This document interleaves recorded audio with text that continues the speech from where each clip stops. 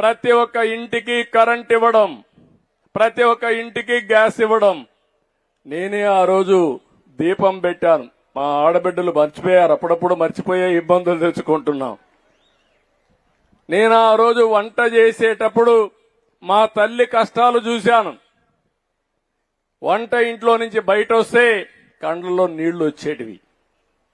దానికి కారణం పొగంతా వెళ్ళేది.